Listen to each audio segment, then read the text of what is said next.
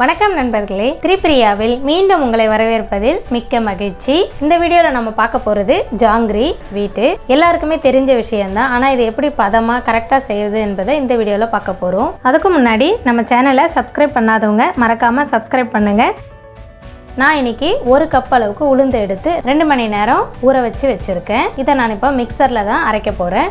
மொத்தமாக சேர்க்காம 2 பேட்சாக சேர்த்து அரைங்க. இப்போ பாதி அளவுக்கு உளுந்து எடுத்து அரைச்சி கொண்டு வருவோம்.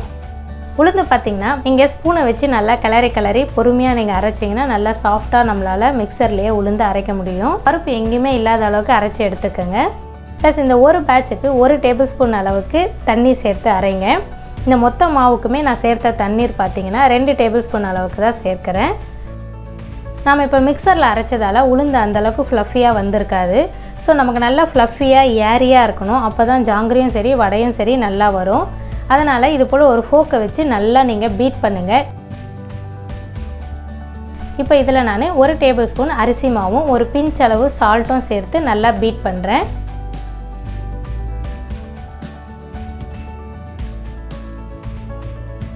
இப்போ ஃபுட் கலர் சேர்க்குறேன், ஆரஞ்சு கலர். ஜாங்கிரினாலே கலர்ஃபுல்லாக தான் இருக்கணும், அதனால் நான் ஃபுட் கலர் ஆட் பண்ணுறேன். அதையும் ஆட் பண்ணி நல்லா எல்லா மாவோடையும் அந்த கலர் மிக்ஸ் ஆகிற மாதிரி நல்லா மிக்ஸ் பண்ணிப்போம். இப்படி நம்ம பீட் பண்ணிகிட்டே இருக்கிறதால நமக்கு அந்த மாவு நல்லாவே ஃப்ளஃபியாக கிடைக்கும். இப்போ ஜாங்கிரியோட பேட்டர் நம்ம ரெடி பண்ணிட்டோம். நெக்ஸ்ட்டு சுகர் சிரப், அதாவது நம்ம ஜாங்கிரி பொரித்து எடுத்த உடனே அந்த சூட்லேயே நம்ம சிரப்பில் போடணும். அப்போ தான் அது எல்லாத்தையும் அப்சர்வ் பண்ணும். 2 கப் அளவுக்கு சர்க்கரை எடுத்திருக்கேன், அதாவது 400 கிராம். அதே கப்புலேயே 2 கப் அளவுக்கு தண்ணீர் சேர்க்குறேன். இப்போ இதை நல்லா நம்ம கொதிக்க விடுவோம். அதாவது சர்க்கரை கரையிற அளவுக்கு நல்லா கொதி வரணும். இது பார்த்திங்கன்னா ஒரு 15 நிமிஷம் நமக்கு டைம் எடுக்கும். சர்க்கரை நல்லா கரைஞ்சதுக்கப்புறமா அதுக்கப்புறம் ஒரு 3 நிமிஷம் நம்ம கொதிக்க வச்சோம்னா நம்மளுடைய சுகர் சிரப் ரெடி ஆகிடும். இப்போ பாருங்கள், சர்க்கரை நல்லா கரைஞ்சிருச்சு. இந்த சர்க்கரை பாகு ரெடி பண்ணுறதுக்குள்ளே நம்ம பேட்டரி எல்லாம் அந்த பேக்கில் போட்டு ரெடியாக வச்சுப்போம். ரெடி பண்ண மாவை நம்ம கவரில் போட்டுட்டு கீழே சின்னதாக கட் பண்ணி வச்சுப்போம். அப்போ தான் நமக்கு ஈஸியாக அந்த ஜாங்கிரி போட கரெக்டாக இருக்கும். 1/4 டீஸ்பூன் ஏலக்காய் தூள், கொஞ்சமாக லெமன் ட்ராப்ஸ் சேர்க்குறேன். எதுக்காக இந்த லெமன் ட்ராப்ஸ்னால் சர்க்கரை பாகு எப்போவுமே அது நல்லா சூடில் ஆறுனதுக்கப்புறம் கிறிஸ்டல் ஆகும், அதாவது கட்டி மாதிரி ஆகும். அப்படி ஆகாமல் இருக்கிறதுக்காக நம்ம கொஞ்சமாக லெமன் ட்ராப்ஸ் சேர்த்தோன்னா அந்த கட்டி மாதிரி ஆகாமல் இருக்கும். இது குங்குமப்பூ, இது ஆப்ஷனல் தான், இருந்தால் சேர்த்துக்கோங்க. இப்போ நம்ம சுகர் சிரப் ரெடி. இப்போ நம்ம ஜாங்கிரி ரெடி பண்ணுவோம். இப்போ நான் எண்ணெய் பார்த்திங்கன்னா கொஞ்சமாக ஊற்றி நம்ம ஜாங்கிரி எப்போவுமே செய்யணும். நிறைய எண்ணெய் ஊற்றி ரொம்ப ஹீட் பண்ணாதீங்க. மீடியம் ஃப்ளேமில் தான் எப்போவுமே எண்ணெய் இருக்கணும். அதே போல் ஜாங்கிரி போடும்போது நீங்கள் நடுவில் போடாமல் இப்படி ஓரத்தில் நம்ம போட்டோம்னா நமக்கு டிசைன் போட ஈஸியாக இருக்கும். அது கொஞ்சம் வெந்ததுக்கப்புறமா நாம் எண்ணெயில் தள்ளி விட்டுப்போம். ஜாங்கிரி எப்பவுமே ரொம்ப ஹை ஃப்ளேமில் வச்சு டிசைனும் போடக்கூடாது. ஃப்ரை பண்ணும் போதும் சரி கொஞ்சமாக மீடியம் ஃப்ளேமில் தான் இருக்கணும்.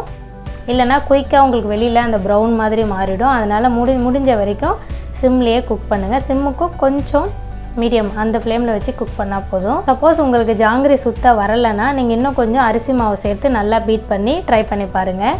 இப்போ நான் 2 சைடும் திருப்பி போட்டு நாம் நல்லா ஃப்ரை பண்ணி எடுத்துப்போம்.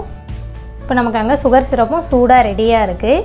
ஸோ இதை ஃப்ரை பண்ண இந்த ஜாங்கிரியை நம்ம டைரெக்டாக சிரப்புக்குள்ளே போடுவோம். சிரப்பும் எப்போவுமே கொஞ்சமாவது வார்மாக இருக்கணும், அப்போ தான் இது ஈஸியாக சர்க்கரை பாக உரிய முடியும். ஸோ சிரப்பை ரெடி பண்ணி ரொம்ப நேரம் விடாதீங்க. உடனே ஜாங்கிரி ரெடி பண்ணி அதில் போட்டுருங்க. 3 இல்லைனா 4 நாளாக போட்டால் போதும், கரெக்டாக இருக்கும் நமக்கு வீட்டில் செய்யறதுக்கு.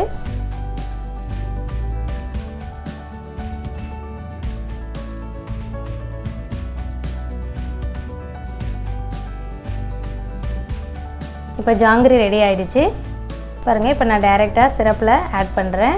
சிரப்பில் பார்த்திங்கன்னா இது ஒரு 2 நிமிஷத்துக்கும் குறைவாக இருந்தால் ஓகே, இல்லைனா 2 நிமிஷம் வரையும் ஊற வச்சா போதும். ரொம்ப நேரம் சுகர் சிரப்பில் வைக்கக்கூடாது, வச்சிங்கன்னா ரொம்ப சாகி ஆகிடும். ஸோ 2 சைடும் நல்லா திருப்பி போட்டு ஒரு 2 நிமிஷம் வரைக்கும் நம்ம சிரப்பில் ஊற விடுவோம். இப்போ நம்மளுடைய ஜாங்கிரி ரொம்ப அருமையாக சூப்பராக ரெடி ஆகிடுச்சு. நம்ம வீட்டில் வச்சுருக்க உளுந்து சர்க்கரை வச்சு நம்ம குயிக்காக இந்த ஜாங்கிரி செஞ்சிட்டோம். நீங்களும் இதை செய்து பாருங்கள். உங்கள் கருத்துக்களை கமெண்ட் செக்ஷனில் எழுதுங்க. இந்த வீடியோ உங்களுக்கு பிடிச்சிருந்ததுன்னா உங்கள் ஃப்ரெண்ட்ஸுங்களுக்கு ஷேர் பண்ணுங்கள். மறக்காமல் வீடியோக்கு ஒரு லைக் போடுங்க. மீண்டும் ஒரு நல்ல ரெசிபியில் சந்திப்போம். இன்னும் நீங்கள் சப்ஸ்கிரைப் பண்ணலைன்னா சப்ஸ்கிரைப் பண்ணுங்கள். நன்றி, வணக்கம்.